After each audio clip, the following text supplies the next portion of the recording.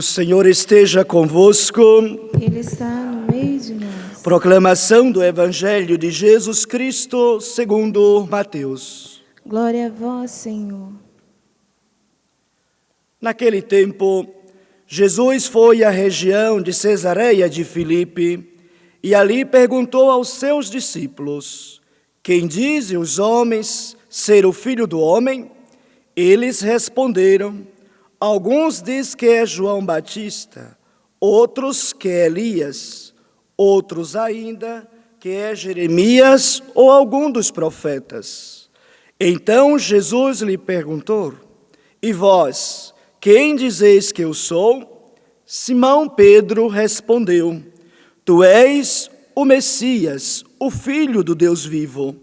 Respondendo, Jesus lhe disse: Feliz és tu, Simão, filho de Jonas, porque não foi um ser humano que te revelou isso, mas o meu Pai que está no céu. Por isso eu te digo que tu és Pedro, e sobre esta pedra construirei a minha igreja, e o poder do inferno nunca poderá vencê-la.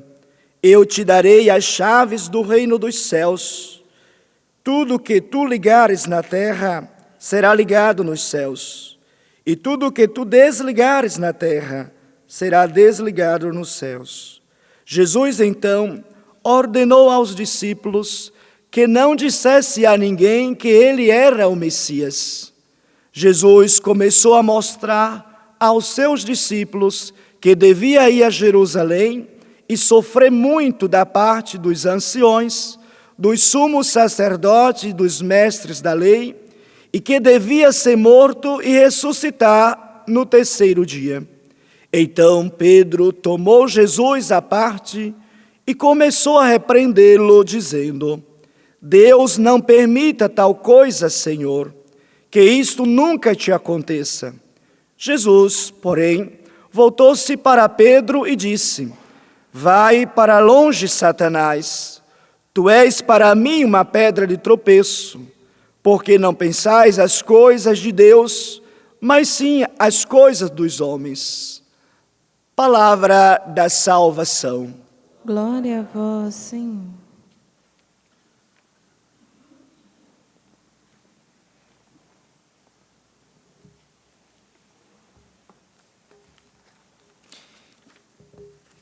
Irmãos, a liturgia de hoje nos convida, na primeira leitura, a enxergar a diferença da primeira aliança e da segunda aliança, da antiga aliança e da nova aliança.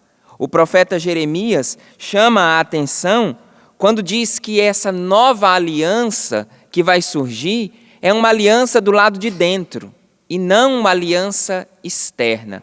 O que o profeta está trazendo como crítica para aquela aliança que o povo vivia com Deus no Antigo Testamento? Era uma aproximação externa, superficial. Eles se aproximavam de Deus pelas coisas do lado de fora, pelos sacrifícios que faziam, mas do lado de dentro, no coração, eles não observavam de fato. Eles viviam uma superficialidade, eles viviam uma exterioridade. Essa primeira aliança, por causa do comportamento do povo, não que Deus foi superficial, não que Deus viveu pela metade, mas que as pessoas corresponderam pela metade e na superficialidade, Deus não desistiu do homem. Deus vem agora com uma nova aliança, só que Deus não é bobo e Ele não repetiu a mesma proposta. Deus fez a proposta agora da aliança para o lado de dentro. Por isso o próprio profeta vai dizer, anunciando o que Deus vai fazer: imprimirei minha lei em suas entranhas, ou seja, do lado de dentro. Inscreverei em seu coração, eu serei o seu Deus e vós sereis o meu povo. Deus falando, agora vocês vão fazer uma aliança comigo do lado de dentro. E por que isso? O Evangelho nos dá o exemplo de Pedro hoje. O risco que nós corremos de viver uma vida cristã pautada nas coisas de fora, sem ouvir a Deus do lado de dentro. O evangelho de hoje, conhecido por nós, Jesus desce no nível dos discípulos e o mestre começa a perguntar para os discípulos. O mestre, que é aquele que sempre ensina, começa agora a perguntar e tentar aprender dos discípulos. Ele desce no nível dos discípulos e pergunta: o que estão falando de mim por aí? E os discípulos respondem. O mestre desce um pouco mais e pergunta: e vós? Quem dizeis que eu sou? Veja, o mestre, aquele que sempre ensina, agora está perguntando. E por que ele está perguntando aos discípulos? Porque são esses discípulos que vão ter que depois contar quem é de fato Jesus.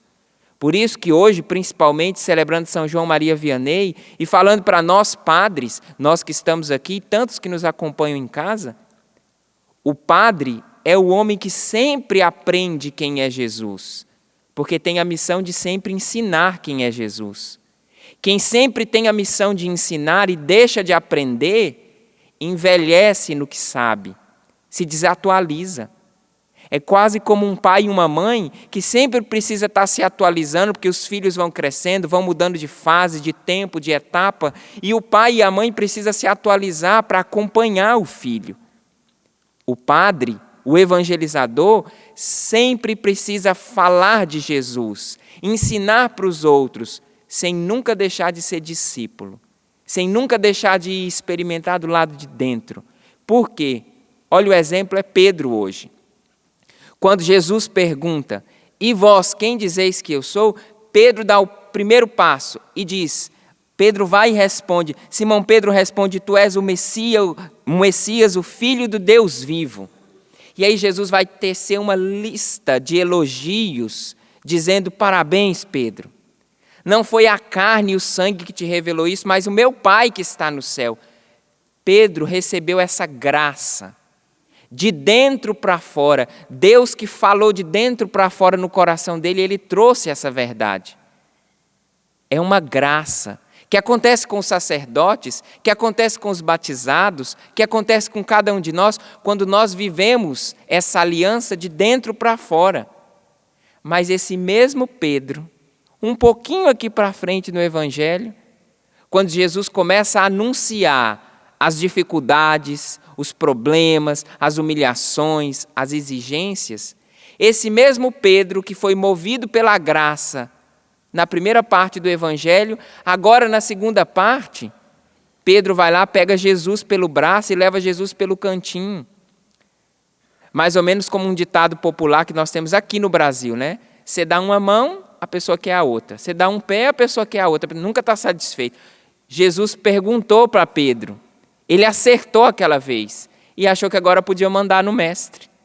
Mais ou menos quando a gente entende os nossos filhos, compreende, daqui a pouco esses filhos estão querendo mandar nos pais. Espera aí, alguém tem que colocar esse filho no lugar.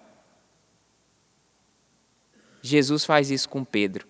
Pedro ficou todo feliz com os elogios que foi recebendo na primeira etapa do Evangelho, e agora na segunda etapa ele vai lá e pega Jesus, leva para o cantinho e quer dar uma ordem para Jesus.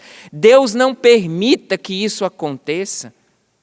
E aí o mesmo Jesus do elogio, o mesmo Jesus que reconheceu a graça acontecendo em Pedro, corrige, como um bom pai, uma boa mãe. Eu não falei perfeito, eu falei bom. Sabe elogiar, mas sabe corrigir. Como um bom padre, não falei perfeito, sabe elogiar e sabe corrigir. Jesus fala agora para Pedro que ele é pedra de tropeço. Aquele que ele tinha falado que era a pedra principal, que sobre aquela pedra edificarei a minha igreja, agora fala que ele é pedra de tropeço. E por que isso? Está no finalzinho do Evangelho. Porque não pensas as coisas de Deus, mas sim as coisas dos homens. E aí não serve só para os padres, nem só para Pedro. Serve para mim e para você. Porque nós também pensamos as coisas segundo os critérios humanos.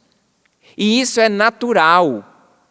Porém, nós precisamos contar com a graça, que é sobrenatural, que vai nos ensinar, que vai nos evangelizar, que vai nos converter para que a gente possa pensar as coisas como Deus pensa.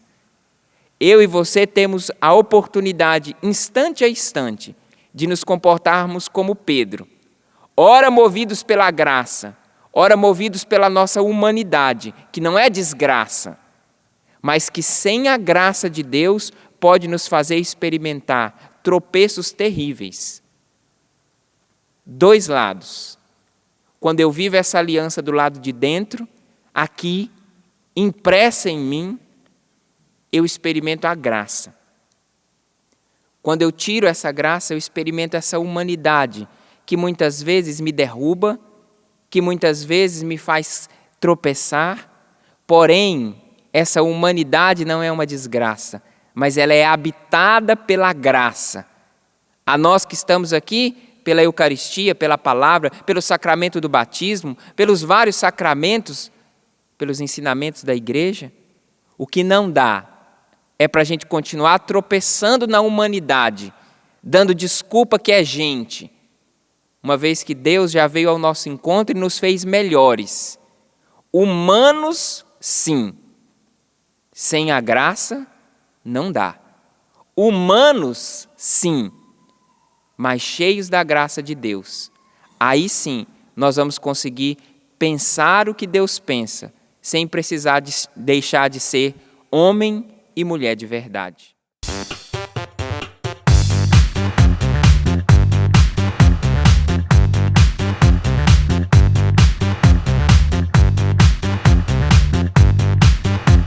CançãoNovaPlay.com. Assine já!